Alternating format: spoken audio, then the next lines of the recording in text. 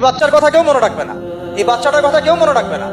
3 মাস পরে, 6 মাস পরে, 1 বছর পরে আরো নতুন ইস্যু আসবে, আরো নতুন পাপ হবে, আরো বড় বড় ঘটনা ঘটবে। এরপরে মানুষ এই বাচ্চাটাকে ভুলে যাবে।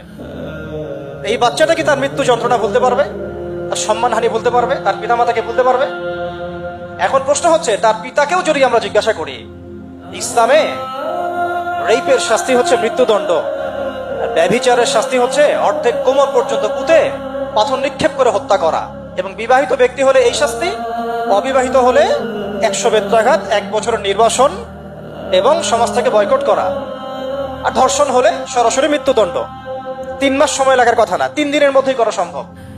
এটা শরিয়া আইন, এটা আল্লাহ রাব্বুল আলামিনের শরিয়া বিধান। এখন তারাও কি এটাতে রাজি হবে? যারা শোক প্রকাশ করছেন তারা কি এই বিধানটা কার্যকর করতে রাজি হবে? ধর্ষককে সবার সামনে প্রকাশ্যে মৃত্যুদণ্ড দেয়া হোক, শরিয়া আইন কার্যকর করা হোক, রাজি হবেন না। কারণ আপনারা বলবেন এটা করতে গেলে বাংলাদেশ থেকে মৌলবাদী রাষ্ট্র হয়ে যাবে। তো সমস্যার গোড়ায় আপনারা যেতে চান না, ডালপালা নিয়ে নাড়াচাড়া করেন। জেনা ফ্রি মিক্সিংটাকে উন্মুক্ত করে দেয়া হলো, ছেলে মেয়ের অবাধ বিচরণটাকে উন্মুক্ত করে দেয়া হচ্ছে।